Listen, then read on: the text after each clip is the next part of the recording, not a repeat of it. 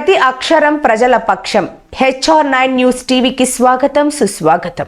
కదిరి పట్టణం దారుస్సలం ఫంక్షన్ హాల్లో Kadiri division Bharat corporators ఆత్మీయ సమావేశంలో ముఖ్య అతిథిగా హాజరై వారిని ఉద్దేశించి మాట్లాడిన కదిరి తెలుగుదేశం ఎన్డీఏ కూటమి ఎమ్మెల్యే అభ్యర్థి కందికొండ వెంకట ప్రసాద్ మరియు టీడీపీ రాష్ట్ర కార్యనిర్వాహక కార్యదర్శి doctor PV Pawan Kumar Reddy.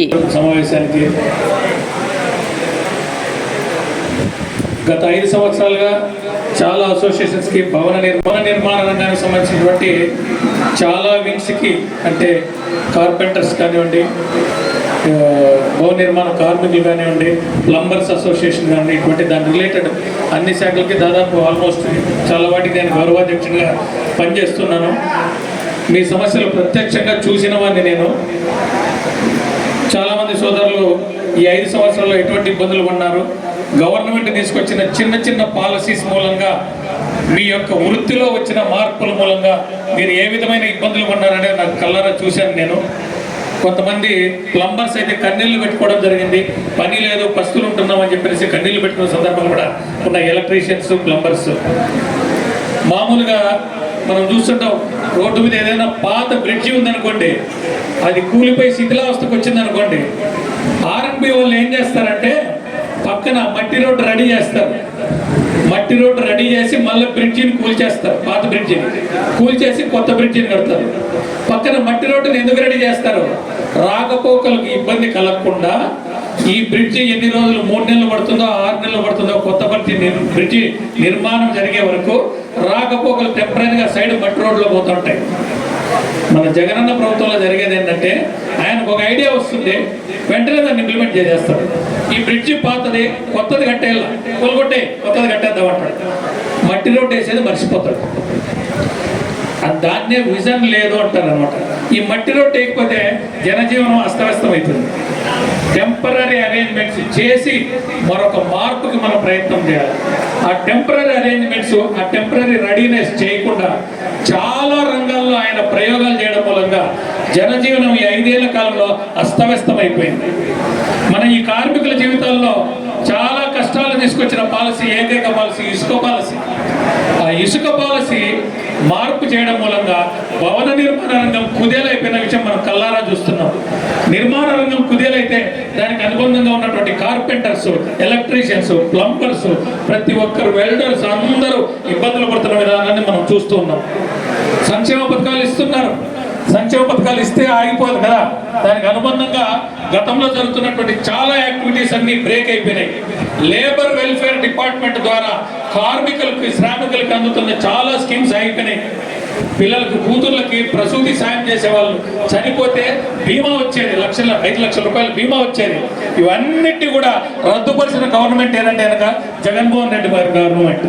So ఈ విధమైనటువంటి చాలా మార్పులు చేయడం మూలంగా చాలా రంగాల్లో మనకి ఇబ్బందులు ఎదురై. అవునా కదా సోదరు? మీరందరూ గమనించినారు, అవునా కదా?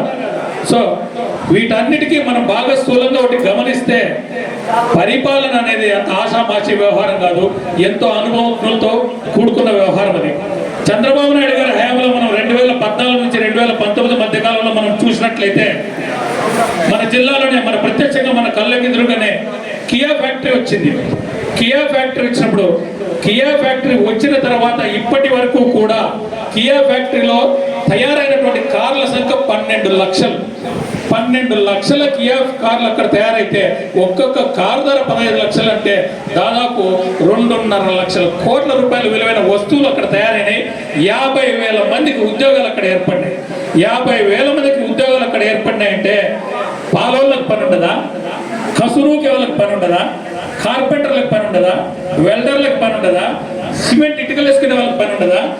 ఎవరికి పని ఉండదు. ఎంతో మందికి అక్కడ ఉపాధి అనేది కలుగుతుంది. దీన్నే డెవలప్మెంట్ అంటాం. దీని మూలంగా GST గవర్నమెంట్కి ఎంత, ఒక కారు మీద, ఒక ఆటోమొబైల్ ఏదైనా మనం కొనుక్కుంటే, కారు కొనుక్కుంటే 14% లైఫ్ ట్యాక్స్ కడతాం. దాని ఖరీదు 10 లక్షలు అంటే 1,40,000 మనం లైఫ్ ట్యాక్స్ కడతాం. అటువంటిది 12 లక్షల కార్లకి లైఫ్ ట్యాక్స్ ఎంత వచ్చి ఉంటుంది? ఎంత GST ప్రభుత్వానికి ఆదాయం వస్తుంది? అంత ప్రభుత్వానికి ఆదాయం వస్తే ప్రభుత్వం ఎన్ని సంక్షేమ పథకాలు ఇంప్లిమెంట్ చేయలేదు, ఎన్ని రోడ్లు వేయలేదు, ఎన్ని ఫ్యాక్టరీలు కట్టలేదు, ఇటువంటి ఎన్నో చేయొచ్చు కదా. ఇప్పుడు మనకు సంక్షేమ పథకాలు ఇస్తున్నాడు జగనన్న. ఇవ్వాలంటే డబ్బు ఎక్కడి నుంచి వస్తుంది? మళ్ళీ మనకు ట్యాక్స్ నడుస్తుంది, అందుకే అన్ని ధరలు పెరుగుతూ ఉండేది. అభివృద్ధి చేసేది వస్తే, అభివృద్ధి ద్వారా ఆదాయాన్ని పెంచేది తెలిస్తే, రాష్ట్ర ఆదాయాన్ని పెంచేది తెలివితేటలు ఉంటే మన మీద ఇప్పటికిప్పటిగా ట్యాక్సులు వేయాల్సిన అవసరం ఉంటుందా? లేదు. అందుకే ఒక విజన్ ఉండే లీడరు, డెవలప్మెంట్ చేసే లీడరు ఈ రాష్ట్రానికి మనకు అవసరం. అది చంద్రబాబు నాయుడు గారి దగ్గర ఉంది. కియా రాకముందు అనంతపురం జిల్లా ఆదాయం అంటే అనంతపురం జిల్లా అట్టడుగు స్థాయిలో ఉండేది. జిల్లాల మధ్యలో మనం పోల్చుకుంటే కియా వచ్చిన తర్వాత మనం పై స్థాయిలో ఉన్నాం. అనంతపురం జిల్లా నుంచి ఆదాయం ఎంత వస్తుందంటే మనం పై స్థాయిలో ఉన్నాం. మరి అటువంటి పెద్ద పెద్ద ఫ్యాక్టరీలు రావాలన్నా, విద్యావంతులకు ఉద్యోగాలు రావాలన్నా ఖచ్చితంగా మనకు రావాల్సింది చంద్రబాబు నాయుడు గారే. ఇవన్నీ మీకు ఎందుకు చెప్తున్నానంటే, మామూలుగా సాధారణంగా చెప్తాం, పలానా వ్యక్తి సుబ్బారావు ఎట్లుంటాడు అంటే ఆయన ఎట్లుంటాడు పెట్టుతాడు, ఆయన అబద్ధాలు చెప్పడం మంచోడు అంటాం. మరి ఈ రంగారావు ఎట్లుంటే తప్పుడు అంటాడు. ఉదాహరణ చెప్తున్న పేర్లు అంటే ఒక మనిషికి ఒక క్యారెక్టర్ ఉంటుందో ఆ మనిషికి చెప్తానే